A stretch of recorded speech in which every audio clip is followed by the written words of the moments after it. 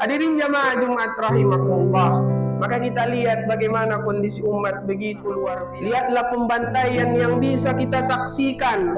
Hati ini merasa perih, hati ini mau menangis, tidur tidak enak, mau makan tidak enak. Kenapa?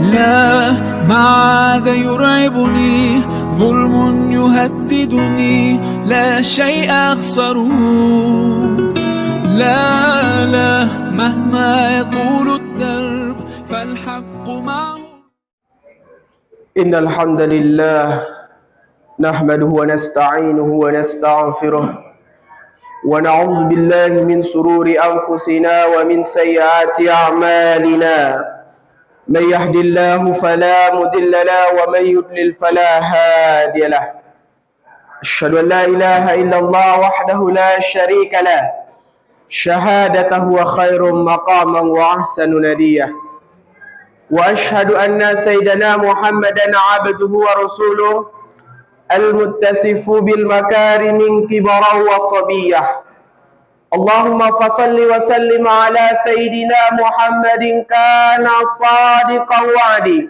وكان رسولا نبيا وعلى آله وأصحابه وسلم تسليما كثيرا أما بعد فيا أيها الحاضرون رحمكم الله أوصيني نفسي بتقوى الله فقد فاز المتقون فقال الله تعالى في كتابه الكريم أعوذ بالله من الشيطان الرجيم بسم الله الرحمن الرحيم يا أيها الذين آمنوا اتقوا الله حق تقاته ولا تموتن إلا وأنتم مسلمون يا أيها الذين آمنوا ادخلوا في السلم كافة ولا تتبعوا خطوات الشيطان إنه لكم عدو مبين صدق الله العظيم. Alhamdulillah, di hari yang mubarak ini, di hari Jumat, di tempat yang mulia, di masjidnya yang Allah ridhai, dan orang-orang yang berkumpul di dalamnya adalah orang-orang yang diridhai oleh Allah Subhanahu wa Ta'ala. Allah adalah Maha Kaya, Maha Agung, Maha Besar. Segala pujian dan segala penisbatan itu hanya diberikan kepada Allah akan keagungannya. Maka orang-orang yang mensucikan dan mengagungkan Allah akan lahir rasa sifat, akan lahir rasa syukur pada dirinya, yakni ia menggunakan apa-apa yang ia miliki untuk mendapatkan keridhaan Allah Subhanahu wa Ta'ala. Salawat dan salam kepada baginda Nabi besar Muhammad sallallahu alaihi wasallam. Allahumma salli ala Sayyidina Muhammad wa ala ali Sayyidina Muhammad. Rasulullah sallallahu alaihi wasallam adalah uswah bagi kita dalam menapaki kehidupan, dalam mengarungi kehidupan, mulai daripada perkara kecil sampai perkara yang besar, mulai daripada menjadi pribadi yang baik, menjadi kepala rumah tangga yang baik, menjadi hakim di tengah-tengah masyarakat, dan menjadi kepala negara. Sesungguhnya hal tersebut ada pada baginda Nabi besar Muhammad sallallahu alaihi wasallam. Hadirin jamaah Jumat rahimakumullah, bertakwalah kepada Allah Subhanahu wa Ta'ala, karena sesungguhnya kehidupan di dunia ini adalah kehidupan yang sangat amat singkat. Tetapi walaupun ia singkat, tetapi ia penentu akan kehidupan yang kekal. Kalaulah kita mampu melalui ini dengan ketakwaan, maka kita akan mendapatkan ganjaran tanpa putus. Dan kalau kita gagal menapaki dalam ketakwaan, maka sesungguhnya azabnya Allah Subhanahu wa Ta'ala sungguh luar biasa. Maka khatib berpesan kepada jamaah agar selalu meningkatkan ketakwaan kepada Allah Subhanahu wa Ta'ala. Bencilah apa yang dibenci oleh Allah, dan cintailah apa yang dicintai oleh Allah Subhanahu wa Ta'ala. Hadirin jamaah Jumat rahimakumullah. Al-Fakir pada kesempatan yang mulia ini mengangkat tema seputar berkaitan dengan persoalan umat, yaitu saatnya umat Islam bersatu. Allah Subhanahu wa taala berfirman di dalam Al-Qur'anul Karim, "Wa inna hadhihi ummatukum ummatan wahida wa ana rabbukum fattaqun." Sungguh umat kalian ini adalah umat yang satu. Aku adalah Tuhan kalian. Karena itu bertakwalah kalian kepadaku. Al-Mu'minun ayat 52. Hadirin jamaah Jumat rahimakumullah. Bulan Rajab adalah bulan yang diwarnai dengan peristiwa-peristiwa besar. Selain daripada Isra Mi'raj Rasulullah sallallahu alaihi wasallam, di bulan ini pula pada tahun 1187 Masehi, Salahuddin Al-Ayyubi merebut kembali Baitul Maqdis, lokasi Majlis Aqsa dari pasukan Salib. Di bulan Rajab pula pada tahun 1342 Hijriah atau berketepatan pada tanggal 3 Maret 1924, umat Islam kehilangan institusi pemersatunya, yakni Khilafah Islamiyah. Tidak pernah umat Islam mengalami keterpecah belahan selama lebih daripada 14 abad sebelum peristiwa itu. Nabi sallallahu alaihi wasallam sukses membangun daulah Islamiyah di Madinah Al-Munawwarah, dilanjutkan dengan era Khulafa Rasyidin, era Khilafah Umayyah, era Khilafah Abbasiyah, dan era Khilafah Utsmaniyah. Sepanjang sejarahnya, Khilafah Islam pernah menyatukan kaum muslimin di 2/3 bagian dunia. Kemudian Inggris melalui kaki tangannya Mustafa Kemal laknatullah alaihi meruntuhkan kekhilafaan Utsmaniyah pada tahun 1924. Sejak itu umat Islam sedunia terpecah belah. Mereka dipisahkan oleh negara bangsa dengan warna nasionalisme masing-masing. Bagaimana nasionalisme dan negara bangsa inilah yang menjadi cikal bakal terpecah belahnya umat Islam di dunia. Umat Islam seperti ayam kehilangan induk, lemah, tak berdaya, peristiwa dijajah Zionis Yahudi, bahkan yang wafat sampai tahun ini, mulai daripada 7 Oktober, sudah mencapai 27.478 jiwa. Tentunya ini bukanlah hewan, tetapi kaum muslimin, saudara kita dalam pandangan Islam. Negara Arab tak membantu, bukan karena tak mampu melawan Israel, tetapi karena paham nasionalisme. Inilah yang menghinggapi benak para penguasa tersebut. Mereka lupa ajaran Rasulullah sallallahu alaihi wasallam tentang ukhuwah Islamiyah. Mereka anggap Palestina bukan urusan mereka karena mereka bukan senegara. Kondisi yang sama, hadirin jamaah Jumat rahimakumullah, terjadi di Myanmar. Umat Islam Rohingya dianiaya, diusir tanpa ada negara yang membantu dan menghentikan kekejaman rezim militer Myanmar dan Buddha ekstremis. Kemudian di Cina Xinjiang, Muslim Uighur diperdaya dan dicuci otaknya demi rezim komunis Cina, sementara dunia Islam membiarkannya. Dan tentunya masih banyak lagi kasus-kasus yang menimpa kaum muslimin. Di negeri ini, umat Islam diperebutkan dalam pemilu dan tak jarang diadu domba hanya untuk memuaskan nafsu serakah para pencari kekuasaan. Kadang bermusuhan dan menghilangkan prinsip persaudaraan Islam. Hadirin jamaah Jumat rahimakumullah, sadarilah, menjaga persatuan umat dan memelihara ukhuwah Islamiyah adalah kewajiban setiap muslim. Meninggalkannya adalah dosa, sebagaimana Allah Subhanahu wa taala berfirman di dalam Al-Qur'anul Karim, "Innamal mu'minuna ikhwa faslihu baina akhwaikum." Sungguh kaum mukmin itu bersaudara, karena itu damaikanlah di antara dua saudara kalian. Al-Hujurat ayat 10. Ayat itu menyiratkan bahwa siapapun asalkan mukmin adalah bersaudara karena akidah Islamiyah. Dalam ayat lain Allah Subhanahu wa taala berfirman, "Wa'tasimu bihablillahi jami'an wa la tafarraqu." Berpeganglah kalian semua pada tali agama Allah dan janganlah kalian bercerai-berai. Al-Imran ayat 103. Berkata Ibnu Katsir menyatakan bahwa tali Allah adalah Al-Quran yang diturunkan dari langit ke bumi. Siapapun yang berpegang teguh pada Al-Quran berarti ia berjalan di atas jalan yang lurus.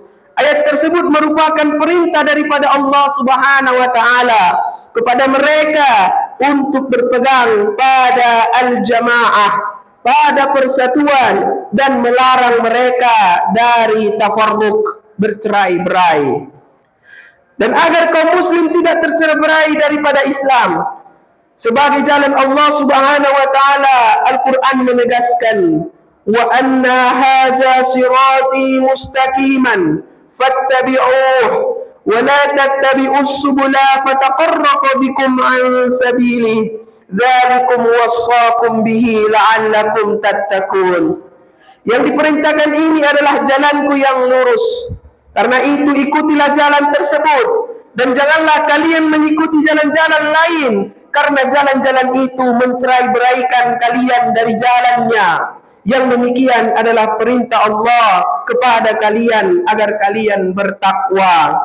Al-An'am ayat 153. Hadirin jamaah Jumat rahimakumullah. Kemudian Rasulullah sallallahu alaihi wasallam mengibaratkan umat Islam sebagai satu bangunan yang kokoh, sebagaimana dalam sabdanya, "Al-mu'minuna lil-mu'mini kal-bunyani yasuddu ba'dukum ba'dan." Mukmin dengan mukmin lainnya bagaikan satu bangunan, sebagainya menguatkan sebagian daripada yang lain. Hadis riwayat Al-Bukhari, At-Tirmizi, An-Nasai, dan Ahmad.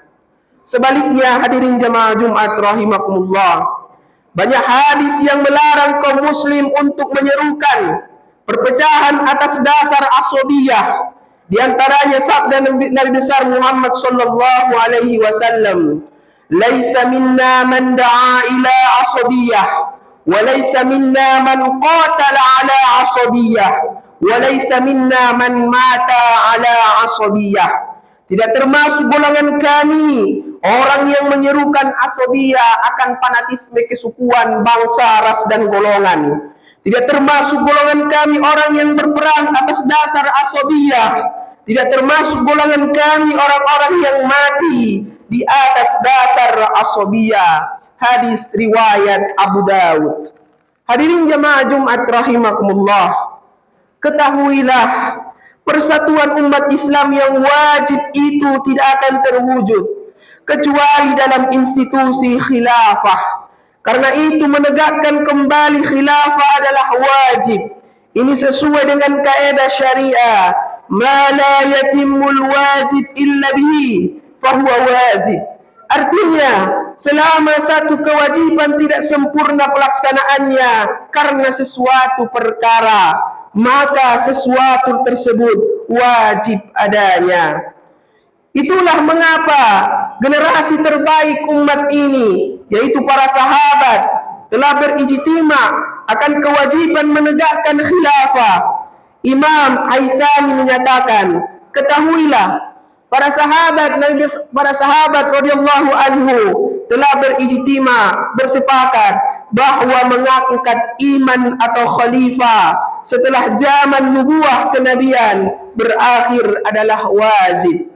Bahkan mereka menjadikan itu sebagai kewajiban penting terbukti mereka lebih menyibukkan diri dengan kewajiban tersebut dengan menunda penguburan jenazah Rasulullah sallallahu alaihi wasallam. An-Nasani As-Sawa'i Al-Muriqah halaman 17. Kemudian Imam Al-Qurtubi menyebut tidak ada perbedaan pendapat mengenai kewajiban tersebut mengangkat seorang khalifah atau mengangkat khilafah di kalangan umat dan para imam mazhab. Bahkan syariat menegaskan di tengah-tengah kaum muslimin hanya boleh ada seorang khalifah saja pada suatu waktu bagi seluruh kaum muslimin sedunia. Dasarnya antara lain adalah sabda Nabi besar Muhammad sallallahu alaihi wasallam, "Idza bu'iya li khalifataini faqtuluhul akhiri minhuma." Jika dua orang dibayat sebagai khalifah, maka yang kedua harus diperangi. Hadis riwayat Muslim.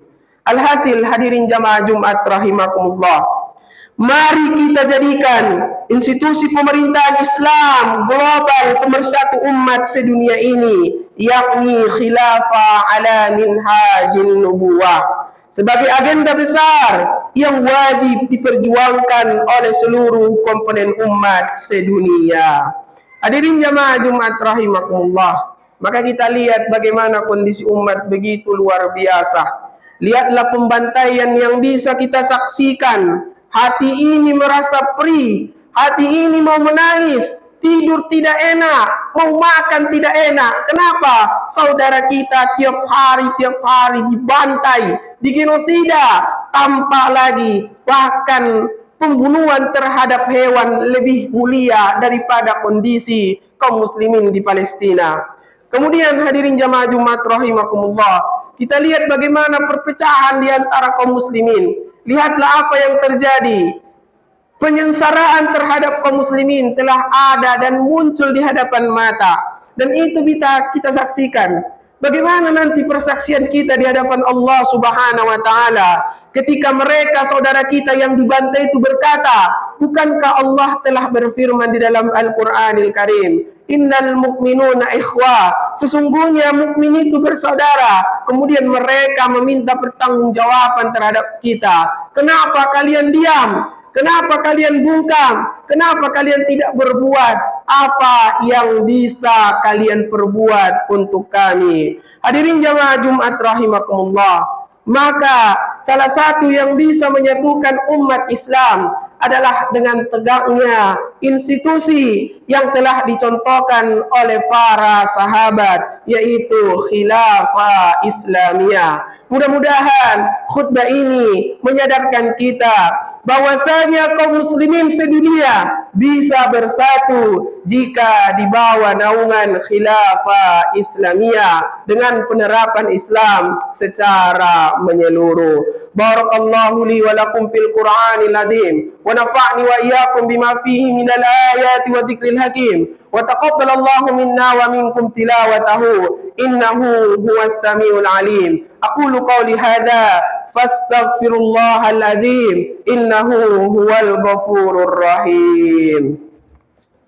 Allahumma salli wa sallim wa an'im wa taqaddam wa barik bi jalalika wa kamalika ala jazzi wa asrafil hudalik ashabi wal ajam wa imami taibatika bani madinati wal haram wa tarjuma lisanil kiram wa man ba'al ilmi wal hikmati wal iqam wa bi qasim sayyidina wa maulana Muhammad wa sallim radhiyallahu ta'ala ashabati rasulillahi ajma'in.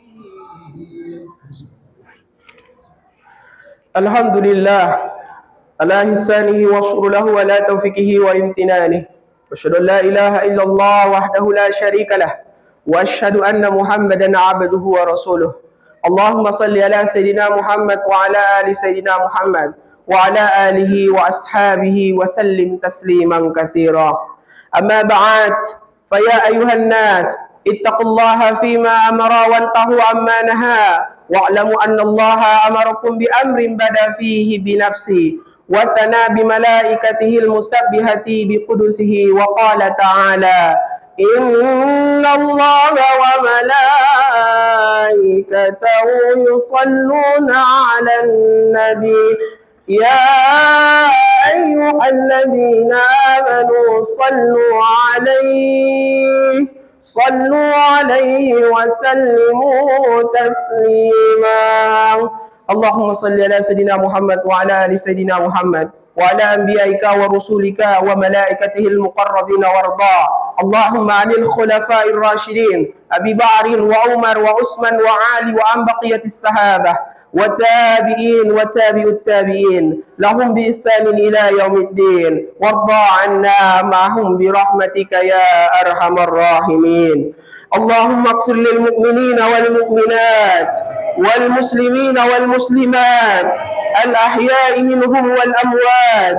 اللهم أعز الإسلام والمسلمين وأذل الشرك والمشركين. اللهم إنا نسألك خلافة راشدة على منهاج النبوة تعز بها الإسلام وأحلى وتذل بها الكفر وأحلى، إنك على كل شيء قدير.